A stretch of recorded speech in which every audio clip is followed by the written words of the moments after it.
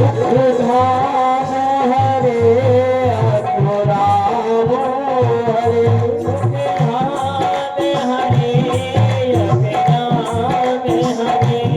जय जय प्रभु दीन दयाल हरे जय जय प्रभु दीन दयाल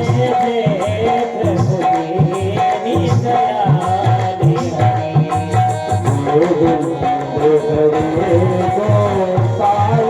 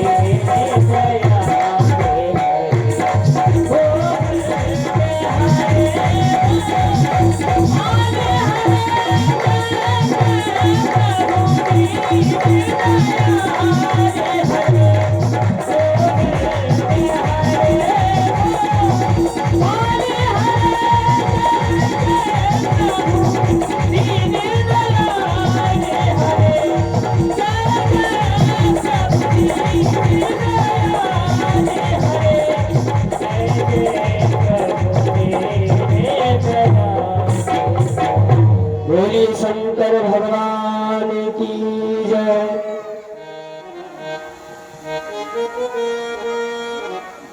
भगवान की पावन कथा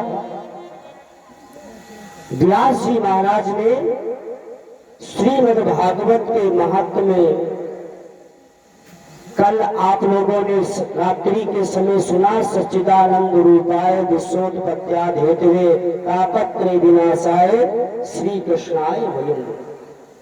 भगवान का जो है सच्चिदानंद का आपने अर्थ सुना।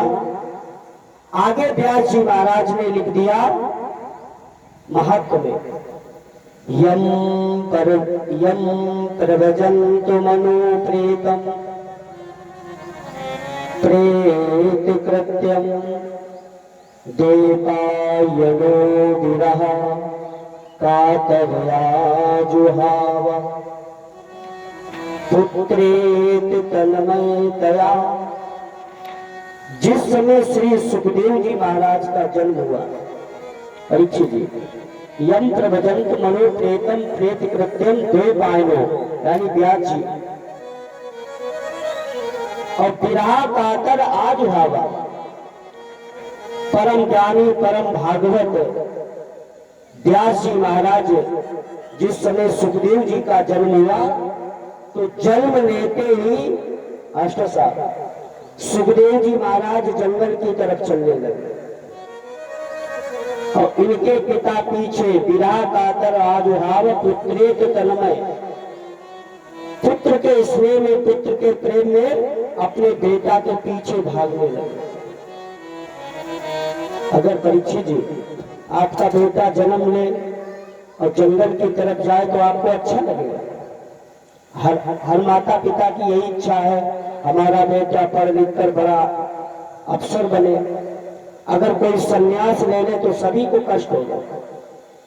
तो उसी प्रकार श्री सुखदेव जी महाराज जंगल की तरफ जा रहे और पीछे व्यास जी जा रहे, बेटा रुक जाओ बेटा रुक जाओ, पर सुखदेव जी महाराज रुक नहीं।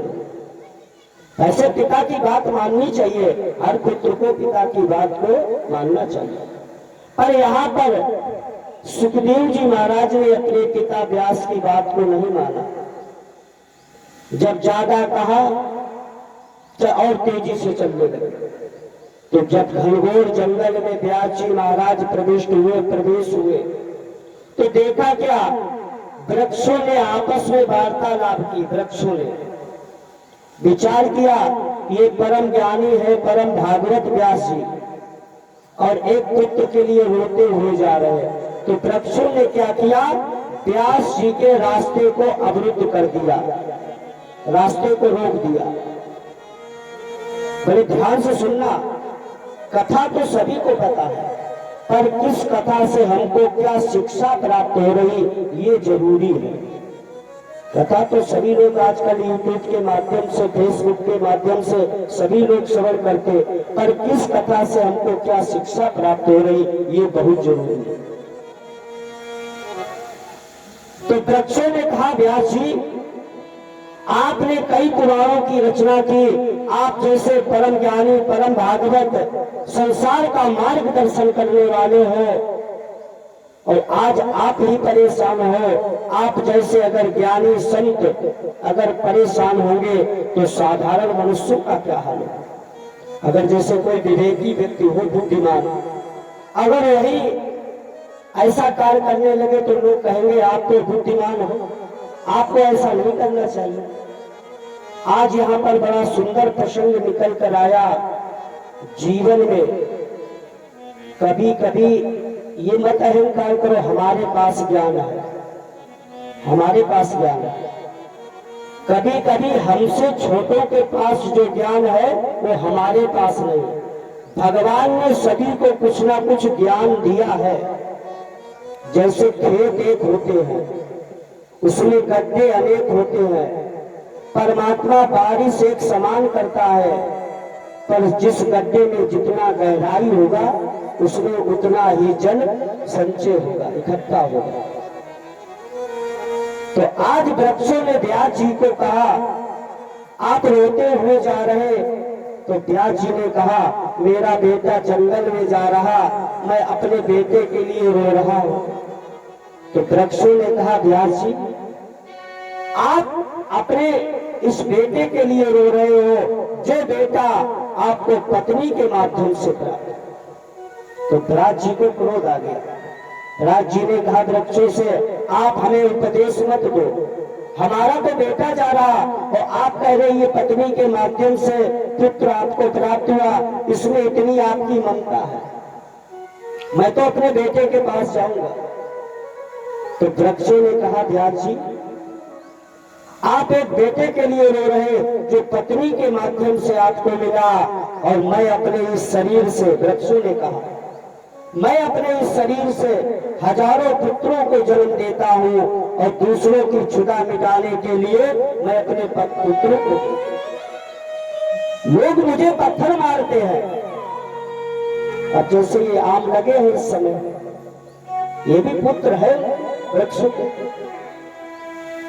आप एक बेटा के लिए मुझे लोग पत्थर मारते, पर मैं उसका भी दर्द सहन करता हूं और अपने बेटे को दे देता हूं, दूसरे क्षुधा को मिटा। कितना सुंदर प्रसंग है व्यास जी और वृक्षों के। संसार में सभी का सम्मान करना चाहिए, पता नहीं किसके पास क्या ज्ञान प्राप्त। और दत्तात्रेय जी ने इसीलिए 24 गुरु किए। उन्होंने तो 24 गुरु बताए, और हमारा तो विचार है जिससे जो भी प्राप्त हो जाए हमें उसे भी अपना गुरु बना लेना चाहिए। पता नहीं आपसे क्या हमें प्राप्त हो जाए, हम उसे अब ये ना विचार करें हम व्यास जी हैं, हम कथा कहते हैं, हम पूजन कराते, हम आपसे नहीं पूछेंगे। पता नहीं भगवान ने आपको क्या गिफ्ट दिया, तो हमारे इस हृदय में प्रवेश हो जाए तो हमारी बढ़ोतरी। आज वृक्षों की बात को व्यास जी ने नहीं माना और आगे जाके कहा बेटा रुक जाओ, बेटा रुक जाओ। अंत ते सुखदेव जी महाराज रुक। सुखदेव जी महाराज से व्यास जी ने कहा बेटा आपका जन्म हुआ, आपने नाल वेद को समेट कर चल दिए, जबकि जन्म से लेकर मृत्यु तक 16 संस्कार होते हैं, तुम्हारा एक भी संस्कार नहीं हुआ, बेटा घर वापस चलो। जैसे कहा सुखदेव जी से, तो सुखदेव जी महाराज ने कहा पिताजी मैं आपके साथ चलने के लिए तो तैयार हूं, पर मेरे एक प्रश्न का आपको उत्तर देना पड़ेगा। आज पिता पुत्र में संवाद हो रहा। आज एक बेटा ने अपने पिता से प्रश्न कर दिया पिताजी अगर आपका उत्तर अच्छा रहा तो मैं आपके साथ चलने के लिए तैयार हूं। तो व्यास जी ने विचार किया, मैं परम ज्ञानी, मैंने कई पुराणों की रचना की, बेटा प्रश्न करेगा मैं उसे उत्तर दे दूंगा, मेरा बेटा मेरे घर वापस चले।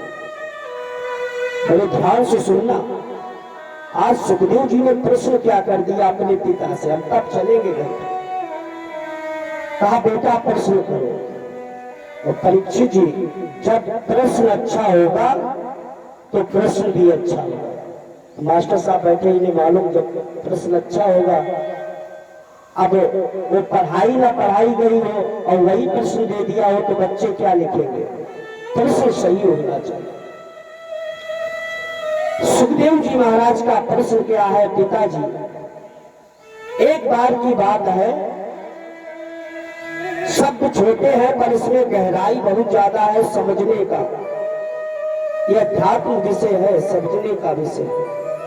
कहा पिताजी, एक बार राजा शिकार करने के लिए जंगल गया, और जब वो जंगल गया तो महारानी के कक्ष में नौकर को भेजा।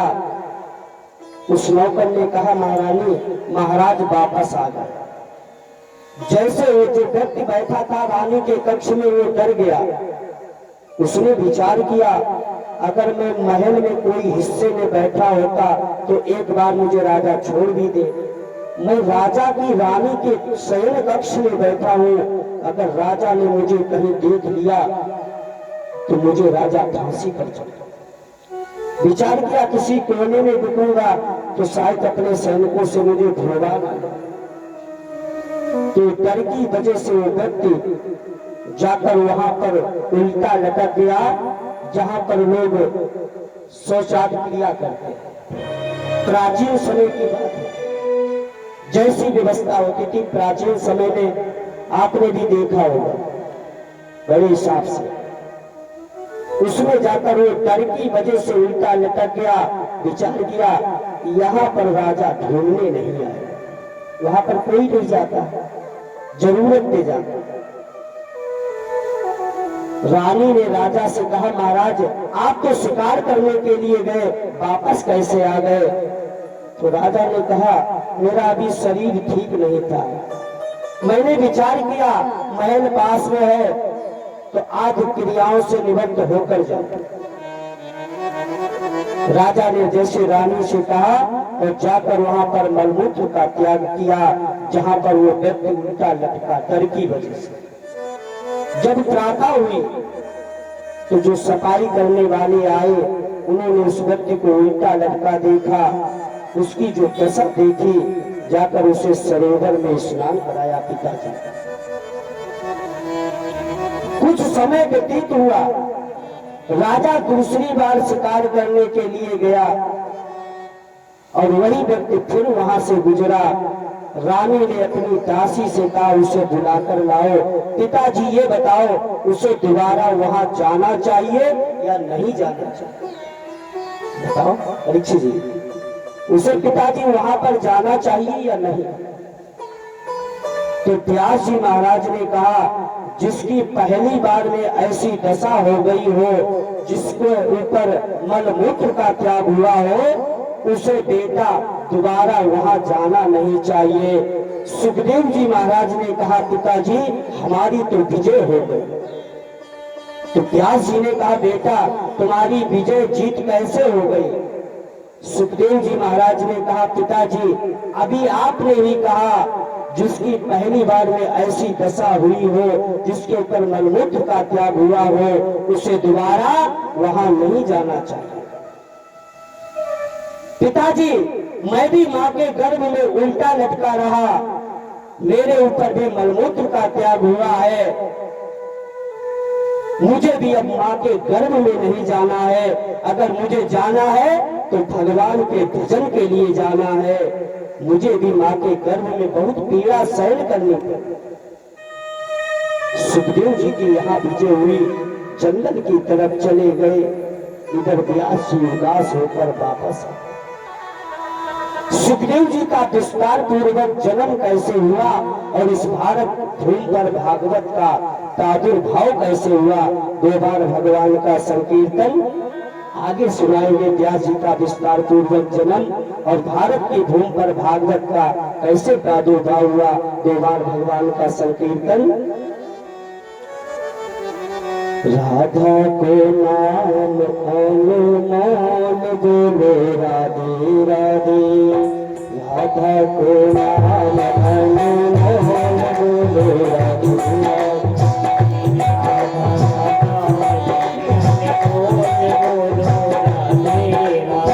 श्यामा को नाम अनमोल बोले राधे राधे।